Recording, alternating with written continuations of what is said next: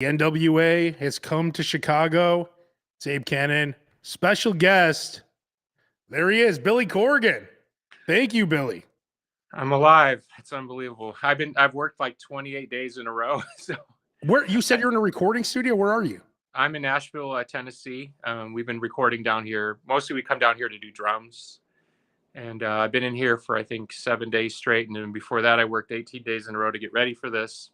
And then obviously with the pay-per-view coming up, there's a lot of behind the scenes work going on. So it's a crazy busy time, but happy to talk to you.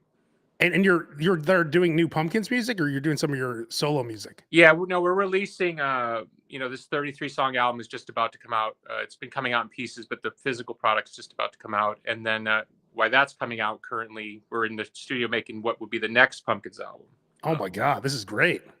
Yeah, it's a straight up guitar record. So I think people will be interested, especially the old school fans, hopefully.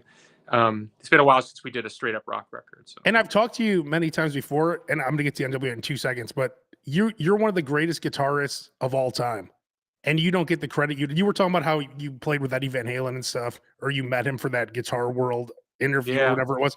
And you don't get the credit that you deserve for being one of the greatest guitarists ever. The stuff you do is amazing, and no one has matched that sound. It's a complete unique sound. To me, a unique sound is what makes a great guitar player. Oh, well, thank you very much. I think, honestly, a lot of it came from the fact because I was the front guy. Most people assumed that I didn't play the guitar. I mean, they saw me playing the guitar, but they didn't assume I was the guy playing all the crazy stuff. Yeah. There was even an incident early on in the band's musical life where, my bandmate won the award for best guitar player, and he was kind of, he felt weird about it because, they thought they were really meant to give it to me. And so, look, I've had a blessed, crazy life. So what's nice about being around this long, I think, the band started like 35 years ago. Even though it's pretty late in the game, people are just starting to figure out what the band was good at. And my guitar playing is sort of in amongst those things. And even the other day when I was on Howard Stern, we were talking about guitar players and, I don't know, growing up in the 90s, we started in the late 80s, but growing up in the 90s, I came out of the whole shredder thing of, like Steve Vai and all those. No, it's not just that. No, I'm thinking of the guitar, George Lynch, who I love. Oh, yes. George Lynch, Eddie Van Halen, Randy Rhoads, Yngwie Malmsteen. I grew up in all that, and it was hard coming out of that where if you just played good, cool, different alternative rock guitar, it wasn't seen as great guitar playing. It wasn't given credit. And now that it's been so influential, I think people look at it differently now. And it's crazy, whether I'm listening to, I don't know, Little Peep or Machine Gun Kelly, contemporary artists today, I hear echoes of our sound and the way people put music together that, has been influenced by what we did. So I think that's ultimately becomes the great compliment, is what you did sort of carries forward into other generations. Isn't it weird that now that the Pumpkins are back together, you'll do an interview, and before the first question was always, when are you and James and Jimmy going to get back together? And now it's just like, it's like ripping off a Band-Aid. And now that's just not happening anymore. Isn't it just weird that now you could just talk about anything? You don't get bombarded. That, like, I feel like back when, because I interviewed you when Oceana came out. And like, I remember like all the interviews you were doing, everyone's talking about a Pumpkins reunion. Is it refreshing that you don't have to worry about that anymore? You're back with the band. Like, did that kind of like weigh you down for those years? Well, what was weird was, I did a lot of the music behind the scenes. So for me, yes, who's in the band is important. I'm in the studio right now with Jimmy Chamberlain, one of the greatest rock drummers in the world. And when Jimmy's in the band, trust me, the band is a lot better. But doing most of the music behind the scenes, writing the songs, and of course being the front person, it was weird for me when I didn't have certain members in the band, because they would talk about the music was different. And I was like, but I'm still the guy that made the music that you talk about. So, you know what I'm saying? And I have a camera in there to show you, like, hey, by the way, that song that you like I did all those parts. I wrote all that. And I'm that same guy, 20 years later, and I'm doing the same thing here. But because you think of because it's like when someone thinks they hear something different, but they didn't. Yeah. People imagine things that were there or weren't there depending on their impression, but it wasn't based in reality. That was more the frustration, was like trying to explain to people over and over again, like, look, I actually was involved in all that. So now that the band is, 3/4 intact and people don't ask me that stuff anymore, I'm still doing all the work. You know what I mean? Not all of it, a lot of it. It feels like all of it.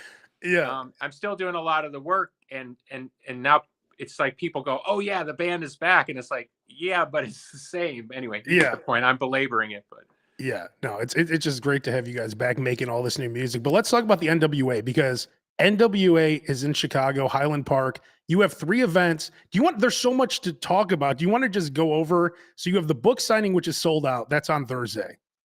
Do you want to just go through each event and just tell people what's going on? I don't know if the book signing is sold. I hope the book signing is sold out, but the book signing is Medusa and Tyrus. They both have books out. They're going to do a twin signing, and then Joe Galley from the NWA will be there to host kind of a Q&A. So it's a great chance to not only meet the stars, but and I'm sure, with some of the NWA talent flying in, I'm sure some of them will be there just hanging out at my tea house in Highland Park, which is called Madame Zuzu's.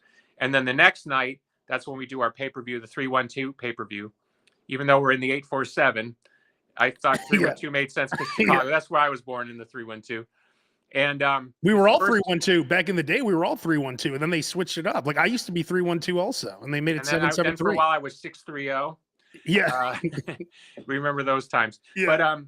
But so it's the first time since I bought the NWA that I brought the NWA to Chicago, albeit in Highland Park. I wanted to sort of honor what happened last year with the horrible tragedy on July 4th. I'm really trying to, in my community, kind of bring some energy back in the community. We did a charity concert last year, so this is kind of part of that. We are raising some funds for the local charity, which is fantastic as well, because as you can imagine, with all the victims, there's a real long tail here on recovery, including mental health.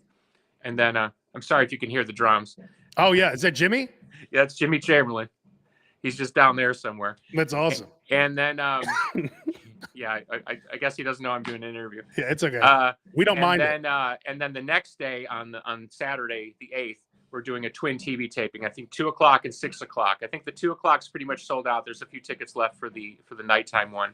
We're cognizant of the fact that it's Easter, and so people are traveling and stuff like that. And it's NWATix.com. Yes, sir. And the main event for the pay-per-view, Tyrus and Chris Adonis, the masterpiece, who I love. Do you remember that story? He saved some kid's life or something, or he saved a dog or something. Oh yeah, I remember that. What was that? It was something with a dog or a kid. I remember. No, I think it was a house was on fire or something.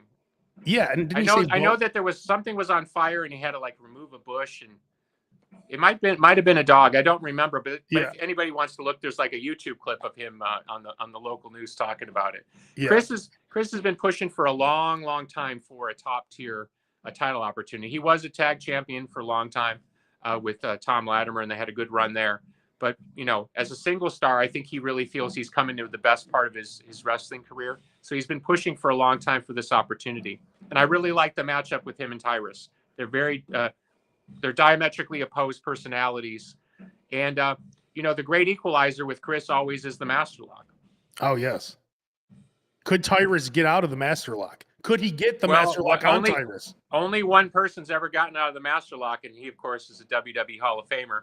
And, of course, the big talk this week about WWE being sold. It's hard to jump around that. But yeah, it'd be interesting if he gets the master lock on Tyrus. I mean, Tyrus 6'8", 375 pounds. First of all, can he even get the master lock on Tyrus? Tyrus is big. We don't know. So, I as a fan, and I am a fan, even though I run this company, when I draw these matchups on paper, and when I get excited and I look and say, that's going to be interesting. That's a match I really want to see. So yeah, I think that's worthy of a pay-per-view main event for sure. I want to mention the place you're having the Studio One events in Highland Park. Could that become your new NWA arena if this goes well? Could we just bring the NWA, just keep it here? Could this be the home of the NWA? I love your thinking. Actually, it used to be a Moose Lodge, and I looked at buying the building a few years back. I had the opportunity. I didn't buy it because I thought this would be a perfect place to host NWA television. So it's now privately owned. I know one of the owners personally, the other I don't know so well. I don't know. It's difficult because it's a venue that's more so known for doing bar mitzvahs and stuff like that. So Anytime you try to bring wrestling into a venue where they have not had wrestling before, there's a lot of reservations and concerns, Yeah. including about the fan base. And our fan bases are great. I've owned the company for 5 years. I can't even think of one problem I don't think we've ever had with fan. Maybe one person mouthing off, they had to get kicked off. By and large, wrestling fans are very respectful to the buildings, and so you have to sort of navigate all these kind of concerns. I think it'll be fine. We'll see. There's other buildings in Highland Park, and I'm friendly with the guy who runs the park district in Highland Park, and they're very motivated to have us do more events in the future. I could certainly see where maybe we'd run like the local high school gym, do a fundraiser or something, and maybe have 1,000 people in there strong supporting the local community. So I think there's lots of options because of my access up in the North Shore. And then the dream is to have a major NWA event at the Aragon. That's my dream for the NWA. I think that would be so awesome. ECW came to the Aragon back in the day. NWA at the Aragon, I think, would be wonderful. I love it. I talked to the people at the Aragon maybe 10 years about doing something when I was working in the Indies. And so I'm certainly a perfect venue visually, size-wise. We'd have to draw. I mean, that's that room. I played that room probably 20 times. That room holds about 4,500. I don't know what it would hold for wrestling. Seated, probably good 1,800. But I think we could do it. I certainly know the people who own the building and I have good relationships. So that's where me in Chicago is interesting, because I have personal relationships, as opposed to most places where they might know who I am, but I don't know the people. I haven't shaken their hand for 20 years, is what I'm saying. And you have the benefit, if tickets aren't selling, you could just say, all right, little Smashing Pumpkins are going to play for an hour before the show. And they're like, oh, it's sold out in 5 seconds. Listen, Dixie Carter tried that with me once. There was a TNA thing that wasn't selling. And she was like, you pretty much do anything to help this company. I was like, yeah, I'm here, right? I could be out flying on my private jet that I don't have. And she was like, "Oh, right. So we've got this idea where you're gonna play acoustic, and then the wrestling show." And I said, like, ixnay on the acoustic show. That didn't go over too well because at that point I was an employee. I think I maybe owned a little bit of the company, but it wasn't enough to throw my weight around. Now I've always resisted that. Look, I feel very strongly that wrestling fans come to see the great professional wrestlers. Wrestling companies always do the best when young stars are positioned to take it to the next level. We saw that with ECW, who people know I was a fan of. And when I look back, realizing now, some 20 years later, to see a Raven and a Dreamer and a Bully and a Spike Dudley and all of them, all in their prime. Bully Ray, by the way, Bully Ray. I mean, it's like you didn't fully realize at that point how special it was. And now looking back, seeing those guys all in their primes, RVD, Sabu, Jerry Lynn. I mean, what an incredible roster that Paul had put together. Yeah, I saw them at the Odeum back when Mike Awesome wrestled Taz for the title. I was there. You were there too? Yeah, I was pretty young. I think I was in high school. No, Bully Ray, though. You should mention Bully Ray. He's going to be on your card too. Yeah, Bully's interesting. He's a free agent and, obviously WWE Hall of Famer. One of the most decorated tag wrestlers, if not the most decorated tag wrestler in the history of professional wrestling. Bully's an interesting guy, very forceful personality, knows what he wants. So working with Bully over time, we've gotten to know each other more on the professional side. Of course, I knew him personally, going back to ECW. It's pretty interesting. I like what Bully brings to the table. When Bully's focused, there's really is no one better. And I think finding that balance, with Matt Cardona comes to mind, somebody that Bully doesn't like much, but Matt Cardona comes to mind, where it's like these gentlemen and some ladies are free agents, and they'll come work for the NWA, but they're not NWA first and foremost. So try to find that balance, and I really like this matchup. Tom Latimer has really gotten his life together over the last few years. He's of course married in real life to Camille. He's been a great champion now, I think over 350 days or so. They surely are the power couple of the NWA. And Tom's finally, I think, after a lot of struggles and a lot of stops and starts in life, he's finally making that move to that other level. So matching up against a guy like Bully, and Bully takes no quarter in that ring. He is an imposing person. So that's one where you look on paper, Bully versus Latimer. I mean, that's why I'm in the professional wrestling business. I want to see those matchups and have the pleasure to put them together is even better. You have EC3 on this card. You have Ricky Morton coming with his son. His son's wrestling. Trevor Murdoch, former NWA champion, is there. You're pulling out all the stops for this card. You have all your best talent there. 3 major events. So you have the signing, you have the pay-per-view, and then 2 TV tapings. Right. NWATIX.com. You know, you're talking about Jimmy Chamberlain's in the background playing drums. Jimmy is ripped. Like when he wears the sleeveless shirts, he's in really good shape. Would you ever consider and I know you like to keep things separate, but you are on screen sometimes in the NWA. Would you consider an angle where the Pumpkins turn on you in the NWA? They turned on me long ago. What do you No, but like where they give you like a spike pile driver or something. Like it would be hilarious if like you come in there, the Pumpkins come in, like, oh, Billy's with the pump, and then James clotheslines you, Jimmy gives you pile drives you. Could you imagine the buzz that would create? Yes, but I used to have this web guy. Remember back in the day when you had the web guy? Oh yeah, webmaster. And I had this web guy, and the guy said, I was mad because some of the stuff that he was doing wasn't getting enough traction, right? Enough clicks in the modern parlance. This was a while ago. And he said, well, when you talk or you do something, people tend to pay more attention. I said, yeah. And if I go on the corner and I paint myself orange and I light myself on fire, we're going to get a lot of attention, but it doesn't necessarily sell records. So this is the analogy I would make to you. Look, there's always the temptation. Look, Bully famously put Dixie Carter through a table. I think it was probably the highest rated TNA show that they ever did. Yeah. Ever to this day. And that, they built that up. They took the rare step of actually leaking the clip before the show aired to make sure they got a maximum audience. Dixie legit, I think, got 2 broken bones in her back from that. It ruined her life. It ruined her life, but it was great for TV. Now her back's ruined forever. Here's what I've always said: you show me that moment in the NWA where me being involved in something physical in the ring actually takes the NWA to another level. I'm all about it. To pop a buy rate or to pop something short term, people don't watch the NWA to watch me. You know what I mean? Yeah. I can be part of the world. I think many fans appreciate my efforts to bring back the NWA, but they're there to see EC3 and Knox and Murdoch team up and whether Adonis can get the master lock. Camille against La Rosa Negra, who's had a very interesting history in professional wrestling. This may be the biggest opportunity she's ever had on the biggest stage she's ever been on. When I told her that I was going to put her up against Camille in a title match, she thought I was joking. You know what I mean? Yeah. I love that, the NWA becomes this land of opportunity that people maybe who have been overlooked or haven't gotten the opportunities that they deserve, they can find them here.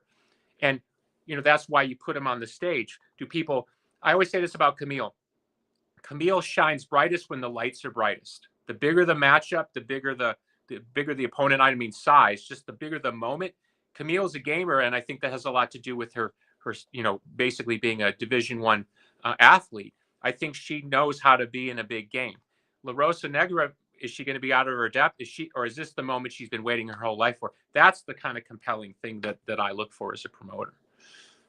Is there? I noticed that Vince McMahon, so they had the big announcement that you mentioned earlier that now they're combining with the UFC, a $19 billion company.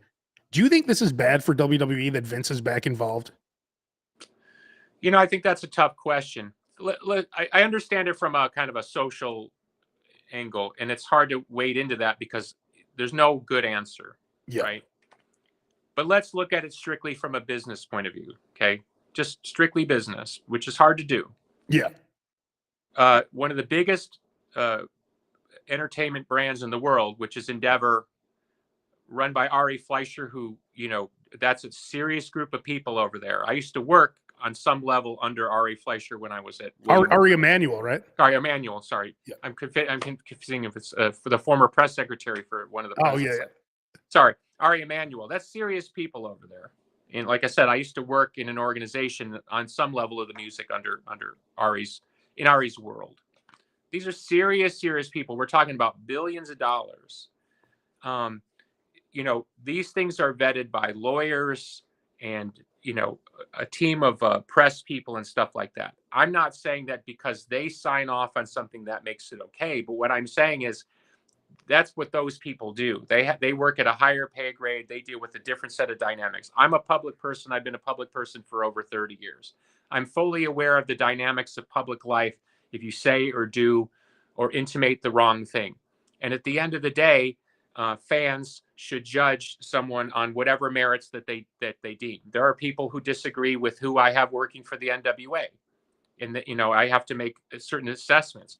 Look, we just talked about Tom Latimer. Tom Latimer had, you know, in his own estimation, he's had his issues in the past. Yeah. He's completely cleaned up his life. Does that mean because of those issues in the past, he should never get another opportunity? Is the sobriety part of that equation? So I think fans have to make their own assessments about these things. But when you see a big deal with a bunch of money, that tells you that a lot of people with a lot invested have looked at these scenarios and they've made the decision that Vince is going to be very involved in the WWE going forward. And again, fans can judge that however they want. My opinion is my opinion, but I don't think it changes any of the dynamic. And honestly, and I think everybody on here is smart enough to understand, if you say one thing over here, you got these people mad at you, and you say something over here, you got these people mad at you. So there's no winning in that, and it's not my fish to fry. Yeah, I noticed that Chicago term. People are upset that it seems like he's back in creative. Like he was kind of out of creative. Now he's right back in it. So they're afraid that this is gonna. WWE had like so much goodwill. They were at a peak, the sale, and then now maybe Vince's ego is gonna take the creative back down to when it wasn't as interesting. Again, it's hard to talk about these things because, you know, there are the social aspects of Vince's the same reasons why he stepped down for a while. Yeah. So it's hard to talk about them because invariably it sounds like you're endorsing. But on the face of what you're suggesting, and again, I'm being sensitive to the issues. It's like almost like you put an asterisk up before you answer the question. Yeah, but like Sammy Sosa. Okay, great, perfect example. And trust me, I ran into Sammy Sosa once in the back hallway at Wrigley Field, and he was so jacked to the gills. I can tell you for sure he was on the gas because I saw it. Of course, he looked like a dreamer on a good day. Let's put it that way. God bless Tommy. What I'm trying to say is look, and again, I'm trying to be sensitive here, but I think these are important questions because we're all in the wrestling business. Only one person has ever made money in the professional wrestling business. And you know who his name is. Billy Corgan. No, it ain't me. No, I know. What I'm trying to say is if you're that person, you have a different opinion on why things work and don't work. You know, as a fan, you know, a lot of things that I see are not for me, but it's not my business to run. There's a lot of fans who don't understand why I'm running the NWA the way I'm running it. And I try to be transparent and explain. I'm trying to position the company towards a mainstream run. It's the same thing when you take a band and you take a band more mainstream. You lose some of the indie fans and the guys with the funny haircuts. Yeah, exactly. But you reach the guy in Iowa who drives a pickup truck who listens to Leonard Skinner. You know, that's why the Pumpkins got as big as we got, because we were able to appeal to that guy and that girl, where a lot of the people from New York and LA look down their nose at those people. Because I grew up in Chicago, I didn't look down my nose at those people. Those are the people I went to school with. So Vince McMahon, over time, has shown the ability to draw at the highest levels, and he just sold his company for $1 gazillion. Yeah. That's not a word, but so I think the proof is in the pudding. Let's call it in the long arc. But you know, fan dissatisfaction in 2023, and I'm talking about all of professional wrestling. That's a funny thing because you have a like, you know, whether it's a Reddit type of crowd or a Twitter type of crowd, a lot of people whip themselves up about a lot of things, but they still watch the programming. You know what I mean? Oh yeah. As I like to say, almost everybody who is like in you know, in the parlance of our day, in indie smart mark, almost all of them watch WWE. Oh yeah. So the people who complain the most watch every week. They're the most vocal crowd that complains about WWE, but they all watch. So that's confusing to me, because if it's as bad as they say it is, then why do they watch? And if there's some hope spot, well, why isn't there a different outcome in terms of who's running things? So that's where it gets a little bit messy, I think. So to get the NWA profitable, what's the goal here? Are you trying to get on a network television? Is YouTube, to me, I wish YouTube would pay people like you to just put the NWA on YouTube. I know they do some small deals and stuff here and there. They don't do as many as I would like. YouTube to me is just the greatest place for everything. If they would just treat YouTube like a network and just pay you millions of dollars to do the NWA on YouTube, you would get the most people watching. It's so easy to access. You could watch it on your TV, on your phone. To me, YouTube and the NWA is perfect, but there's no money there really. There's some, but Yeah, I think YouTube. There was a moment in time. It may have been 7 years ago where YouTube seemed to be pivoting towards really supporting and paying their creators at a level commensurate to their value to the company. Maybe it was after Google acquired them or whatever, or Facebook. I can't remember who, but I think it's Google. yeah. But then that seemed to change, and a lot of creators left. Some creators now are going to Rumble, and there's other options obviously coming on the market. I think it's difficult. But to answer your question, I think, look, it's pretty simple. Wrestling's never reached the highest levels without the ability to broadcast your product to a lot of people to create the energy that you need to build stars and build supercards and stuff like that. So the goal is, of course, to land either with the right broadcast partner, whether it be classic television or digital platforms. And there's opportunities on both sides. But at the same token, I don't want to just make a bad deal so I can run around with a piece of paper in my hand and say, now appearing on the, I don't know, the Animal Network or something. You know what I mean? Like, Yeah. right after the giraffes, you'll see us. Yeah. You know what Which I mean? wouldn't be a bad spot, actually.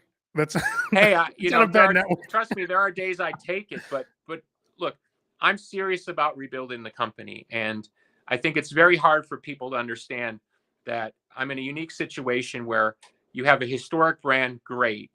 We're basically a glorified indie, which has advantages and disadvantages. I fund everything, which is not always great because I'm not always able to do all the things that I want to do. Like I wouldn't mind, if I had the ability to put Bully under an exclusive contract. So Bully would be an NWA talent only. I wish I had all those things at my behest, but I don't.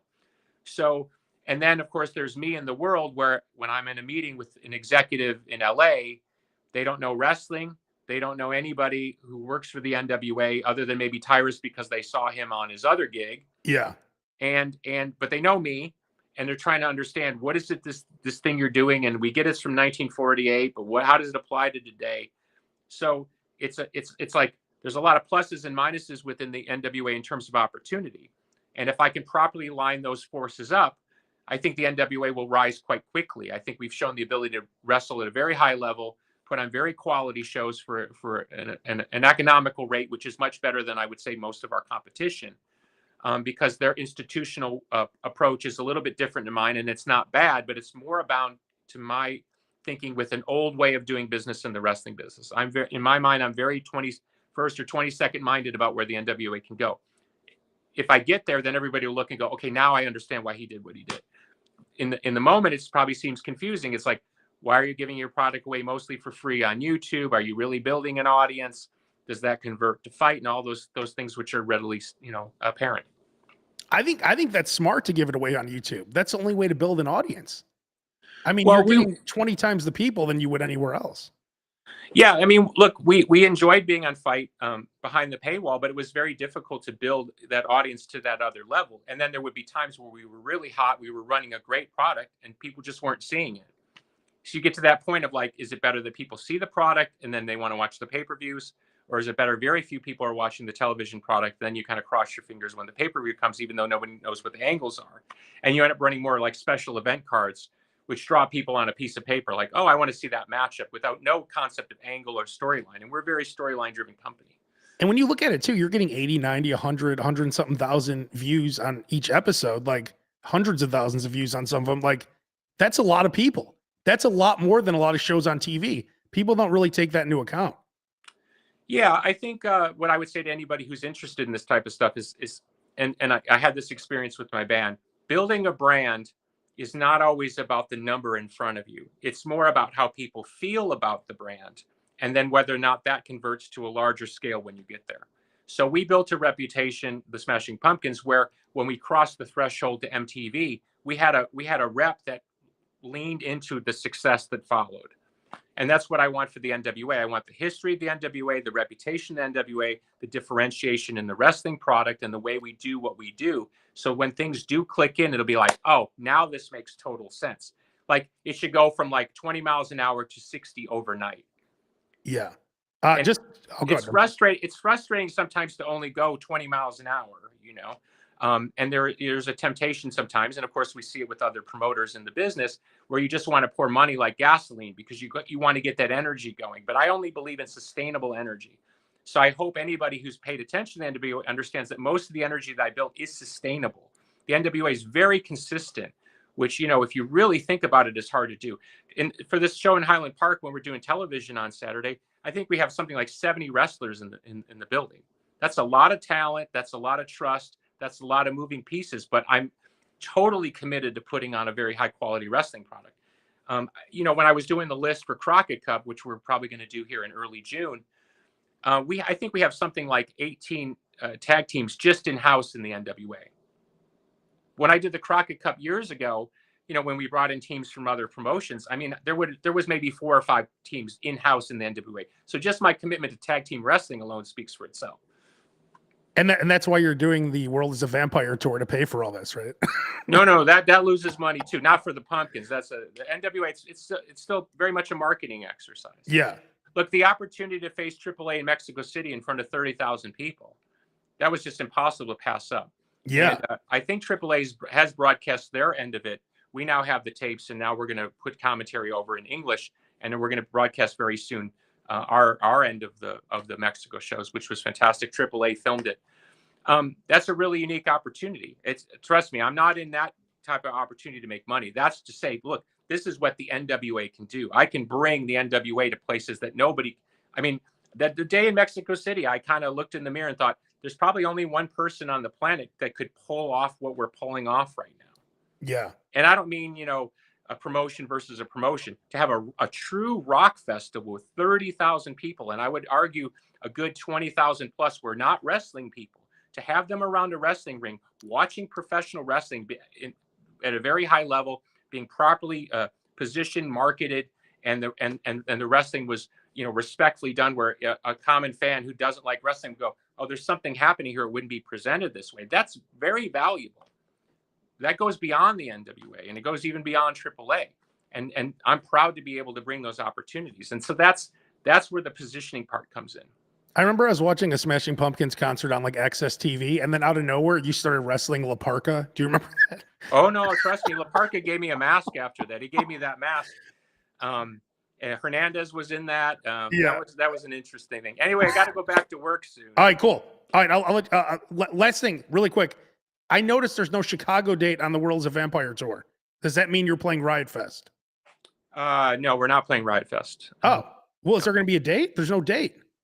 Yeah, I mean, at the time, no. It's hard to explain. It's like the way they look at it is like, we just did a big tour. We went through Chicago, and we played Milwaukee as well. So they look at it as like, you don't want to come back into a market too soon. Oh, gotcha. Depending on geographical stuff and stuff like that. So it's nothing against my hometown. It's just probably, it's just the way the promoters like to space out dates. Oh man. Well, maybe they'll add a show. All right, cool. So it's NWATix.com, 3 shows. Billy Corgan, thank you. Oh, Fight TV, if you want to get the pay-per-view. Yeah. Night of the 7th, which is this Friday. So check out the card. It's a good card. I would point out one match I think would be maybe steal the show. Joe Alonzo versus Kerry Morton for the junior heavyweight title. Alonzo is one of those guys. It's like maybe a bit overlooked because there's a lot of cruiserweights out there, and he's got a little extra swagger that I think will make for a top tier match. This is going to be great. NWA in Chicago, Highland Park, NWATix.com. Billy, thank you so much. Thank you, my friend. Thank you. Take care. Bye. Thank you.